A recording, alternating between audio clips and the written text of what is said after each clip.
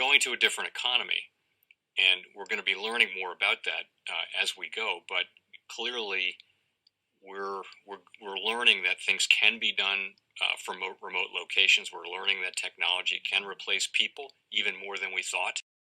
We're not going back to the same economy. We're recovering, but to a different economy, and it'll be one that is more leveraged to technology. And I worry that that is going to make it even more difficult than it was for many workers. In Silicon Valley, and my friends who work in technology know that what we did to the manufacturing workers, we are now going to do to the retail workers, the call center workers, the fast food workers, the truck drivers, and then even bookkeepers, accountants, insurance agents, lawyers, and on through the economy. So what happened to the manufacturing workers is a very clear sign. This effort, and China has big plans for this. They intend to seed their digital yuan into the global environment by giving it away to visitors at next winter's Olympics. When they arrive at the airport, they're going to get yuan digital wallets. They're going to receive digital yuan. They're going to use it throughout their visits to Beijing, and then they're going to take it back to their home countries. They see this as a huge advantage. Why? Because who controls the underlying protocols, who controls the underlying standards of the future of money will control the future of money. Who controls on this? It's happening here and there. Between experiments like the one in upstate New York and others, plus stimulus checks, local and federal governments are spending billions of dollars and sending them directly to Americans. Is this a good test of your campaign platform, and do you think it'll catch on? Of course it'll catch on, Shepard, because we're living it. Right. Look at how he steps and look how I step. Watch how I run up ramps and he stumbles down ramps, okay? Come on.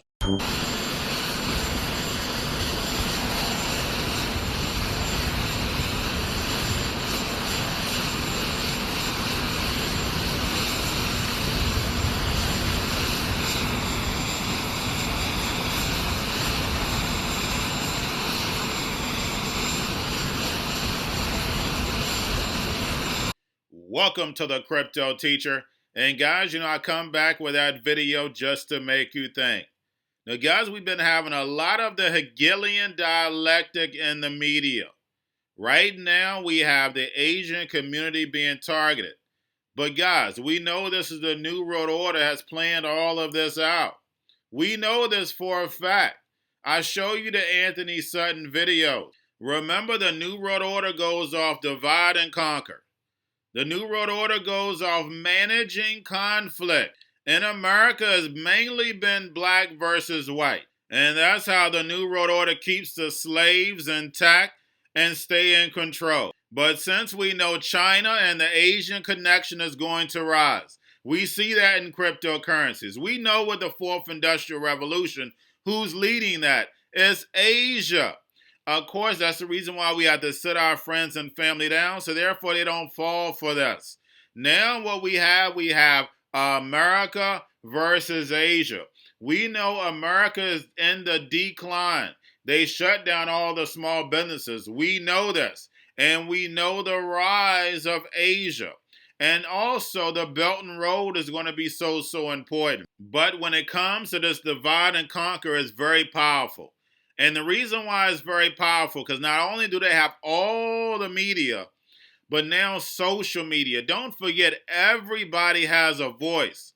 But then again, that's the problem. Because we know for a fact they can sit anybody behind a computer and start up a social media account and say they're Asian or say they're an American and then spread hate. We see it. We see it right now. So the New World Order is going to use this social media to spread hate. And remember, the Crypto Teacher told. Now, in the CBS clip is going over the attacks on Asians. Now, we know, guys, for 400 years, there's been attacks on black people. Have they ever fixed it, guys? No. Remember, conflict management is so important. If there's an issue, fix it.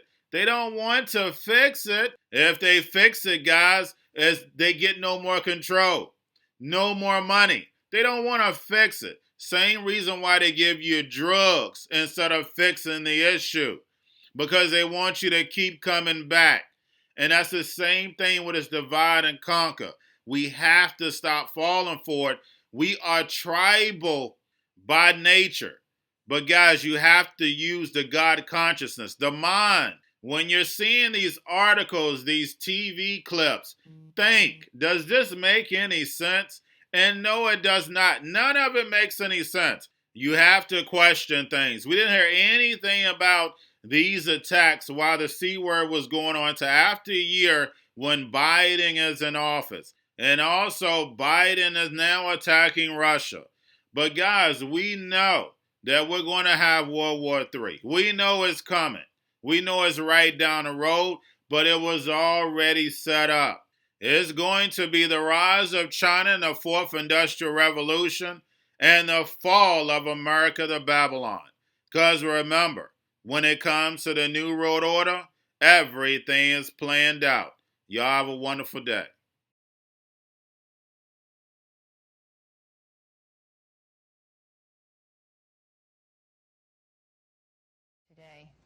Well, it's, as I mentioned before, basically it is using the Hegelian dialectic. You establish one side, then you establish the other side, then you bring them into conflict, then you manage that conflict. So you establish Soviet Union, you establish Hitler, you bring them into conflict, World War II. By managing the conflict, you can control the next decade or so. And as I mentioned, we built up the Soviet Union. We're building up that China today, communist China. We're even going to send the military technology. So by 1990, 2000, we've established the two sides. We bring them into conflict. Now tell me, why does Reagan go along with these agreements with Red China, which he just did, to supply this technology? He's not a member of the order. Why does he respond to its stimuli? Because you've got a group within the administration who are members, who are connected with the order. When you get a group quite capable men working together, they can wear down opposition, they can erode opposition, because they're all kind of marching in step. If you get 3 men marching in step, they can do more than 20 men marching to their own step. Don't I make my point here? Mm-hmm. And within the order, for example, or within the administration, you've got, for example, Mr. Bush, and the people around Mr. Bush, Mr. Baker, Chief of Staff in the White House. And gradually you've seen the weeding out of those individuals who are independent.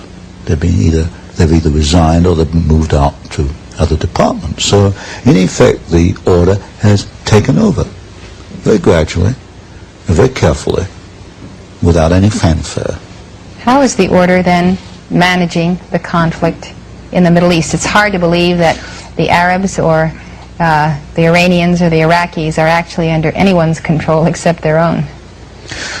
I can't fully answer that today. And many of these questions you can only answer maybe 10 years later, when you can look at it in perspective. For example, I can look at Pearl Harbor today and see quite clearly a much different picture on Pearl Harbor than was put out in 1941. I can't look at the Middle East today and make too much sense, except you've obviously got two sides. You've got the Hegelian dialectic.